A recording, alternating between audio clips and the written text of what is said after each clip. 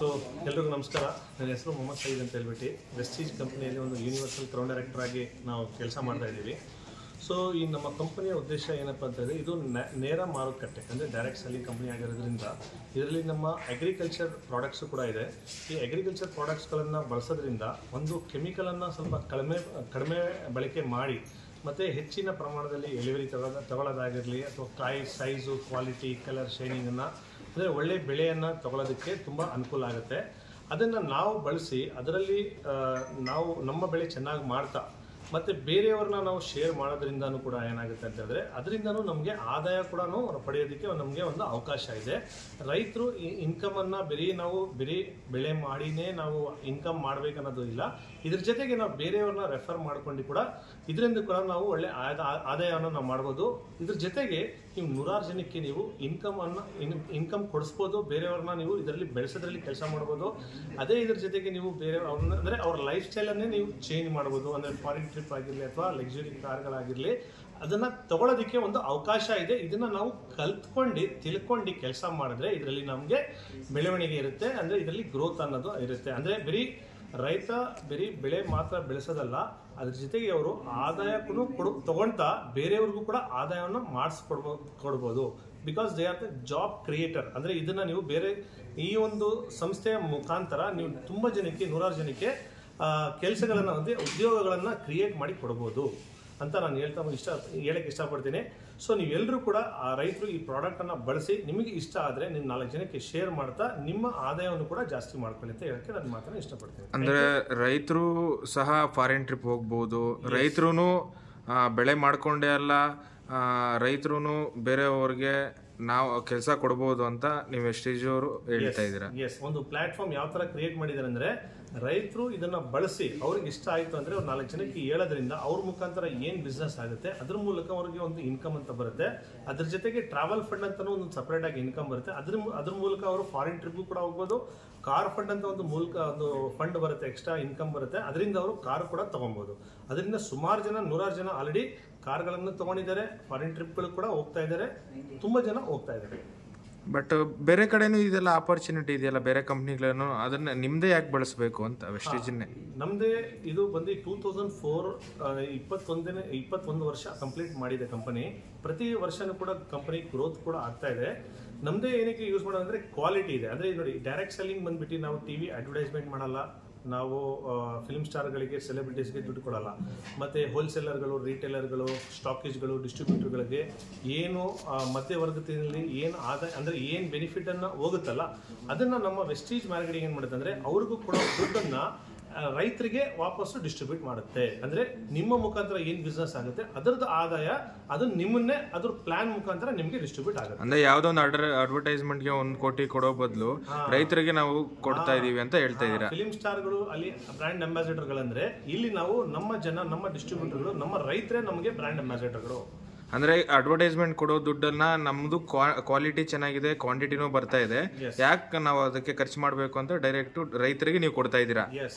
ನೀವು ಬಳಕೆ ಮಾಡಿ ನಿಮಗೆ ಇಷ್ಟ ಆದ್ರೆ 4 ಜನಕ್ಕೆ ಶೇರ್ ಮಾಡಿ ಅಂತ ನಾವು ಹೇಳ್ತಾ ಇದ್ದೀವಿ. ನಿಮ್ ಪ್ರಾಡಕ್ಟ್ ಮೇಲೆ ಅಷ್ಟು ನಂಬಿಕೆಯಿಂದ ನೀವು ಅಡ್ವರ್ಟೈಸ್ಮೆಂಟ್ ಮಾಡ್ತಾ ಇಲ್ಲ.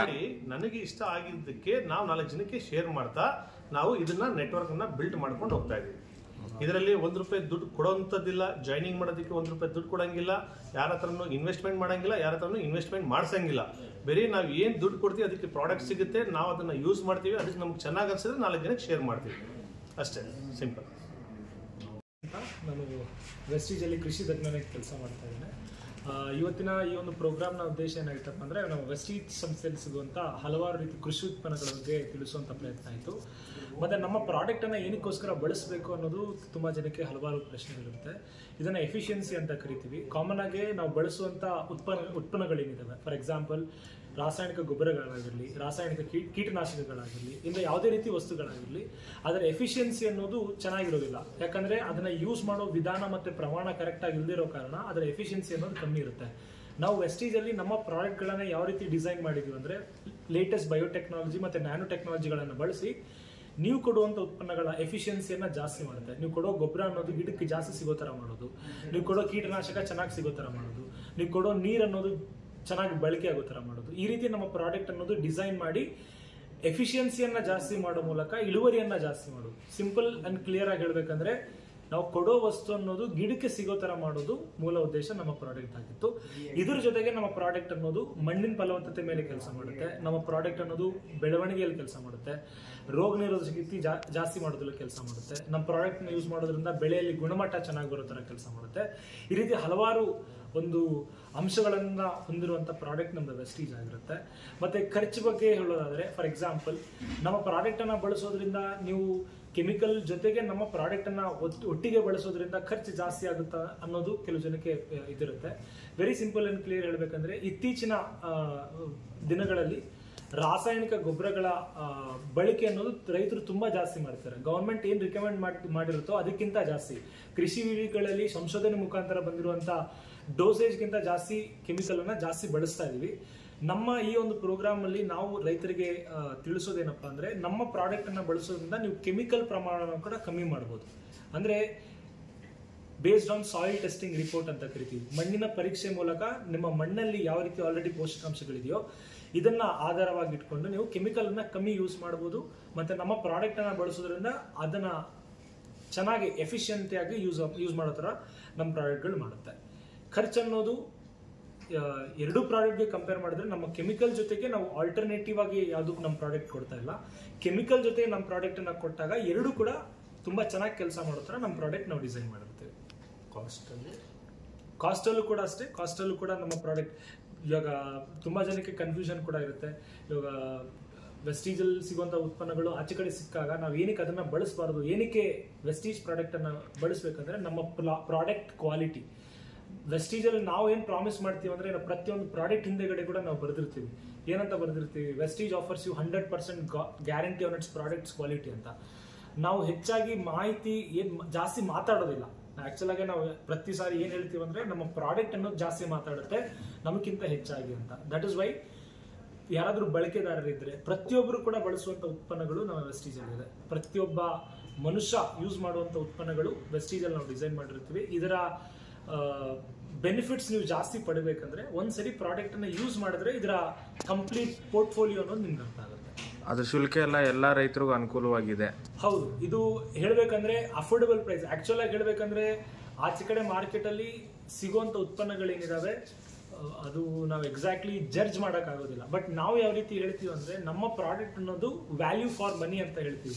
ತುಂಬಾ ಜನ ವ್ಯಾಲ್ಯೂ ಫಾರ್ ಮನಿ ಇರೋದಿಲ್ಲ, ನಿಮ್ದು ಪ್ರಾಡಕ್ಟ್ ಅನ್ನೋದು ಮೇ ಬಿ 5 or 10 rupees ಜಾಸ್ತಿ ಇರುತ್ತೆ ಮಾರ್ಕೆಟ್ ಕಂಪೇರ್ ಮಾಡಿದ್ರೆ. ಅಂದ್ರೆ ನಮ್ಮ ಪ್ರಾಡಕ್ಟ್ ಅನ್ನೋದು ವ್ಯಾಲ್ಯೂ ಫಾರ್ ಮನಿ ಅಂತ ಹೇಳ್ತೀವಿ. ಯಾಕಂದ್ರೆ ನಾವು ಅದೇ ರೀತಿ ಇಂಗ್ರೀಡಿಯೆಂಟ್ಸ್ ಗಳನ್ನ, ಅದೇ ರೀತಿ ರಾ ಮೆಟೀರಿಯಲ್ ಗಳನ್ನ, ಅದೇ ರೀತಿ ಮ್ಯಾನುಫ್ಯಾಕ್ಚರಿಂಗ್ ಪ್ರಾಸೆಸ್ ಅನ್ನ, ಅದೇ ರೀತಿ R&D ಅನ್ನ ಮಾಡಿರ್ತೀವಿ. ಅದಕ್ಕೋಸ್ಕರ ನಮ್ಮ ಪ್ರಾಡಕ್ಟ್ ಅನ್ನ ಬಳಸೋದ್ರಿಂದ ಕ್ವಾಲಿಟಿಗೆ ಯಾವುದೇ ರೀತಿ ಕಾಂಪ್ರಮೈಸ್ ಇಲ್ದಂಗೆ, ರಿಸಲ್ಟ್ಗೆ ಯಾವುದೇ ರೀತಿ ಕಾಂಪ್ರಮೈಸ್ ಇಲ್ದಂಗೆ ನಾವು ನಮ್ಮ ಪ್ರಾಡಕ್ಟ್ಗಳಿಗೆ ಒಂದು ಗ್ಯಾರಂಟಿಡ್ ಕ್ವಾಲಿಟಿಯನ್ನು ಅಶ್ಯೂರ್ ಮಾಡಿ. ಅಂದರೆ ನೀವು ಹೇಳ್ತಿರೋದು 0% ಸೈಡ್ ಎಫೆಕ್ಟು, 100% ಆರ್ಗ್ಯಾನಿಕ್ಕು ಅಂತ ಹೇಳ್ತಾ ಇದ್ದೀರಾ. ಅಂದ್ರೆ ಯಾವುದೇ ವೆಸ್ಟೇಜ್ ಅಲ್ಲಿರೋ ಪ್ರಾಡಕ್ಟ್ಸ್. ಸರ್, ಸೈಡ್ ಎಫೆಕ್ಟ್ ಅನ್ನೋದಂದ್ರೆ ನಮ್ಮ ಪ್ರಾಡಕ್ಟ್ ಅನ್ನೋದು ಹಲವಾರು ಪ್ರಾಡಕ್ಟ್ಗಳು ಕ್ಲಿನಿಕಲಿ ಟ್ರಯಲ್ ಆಗಿರುತ್ತೆ. ಅಂದ್ರೆ ಈ ಪ್ರಾಡಕ್ಟ್ ಗಳನ್ನ ICMR ಅಂತ ಕರೀತಾರೆ, Indian Council of Medical Research ಅಂತ ಕರೀತಾರೆ. ಇಲ್ಲ ಹಲವಾರು ರೀತಿ ಪ್ರೈವೇಟ್ ಆರ್ಗನೈಸೇಷನ್ಸ್ ಗಳಲ್ಲಿ ನಮ್ಮ ಪ್ರಾಡಕ್ಟ್ ಅನ್ನೋದು ರಿಸರ್ಚ್ ಮಾಡಿರ್ತಾರೆ. ಹೀಗಿರೋದ್ರಿಂದ ಇದು ಗವರ್ಮೆಂಟ್ ಅಪ್ರೂವ್ಡ್ ಪ್ರಾಡಕ್ಟ್ಸ್ ಆಗಿರೋದ್ರಿಂದ ಸೈಡ್ ಎಫೆಕ್ಟ್ ಅನ್ನೋದು ಈ ಪ್ರಾಡಕ್ಟ್ ಅಲ್ಲಿ ತುಂಬಾ ಕಮ್ಮಿ ಅಂತ ಹೇಳ್ಬೋದು, ಇಲ್ಲ ನೋ ಸೈಡ್ ಎಫೆಕ್ಟ್ಸ್ ಅಂತ ಹೇಳ್ಬೋದು.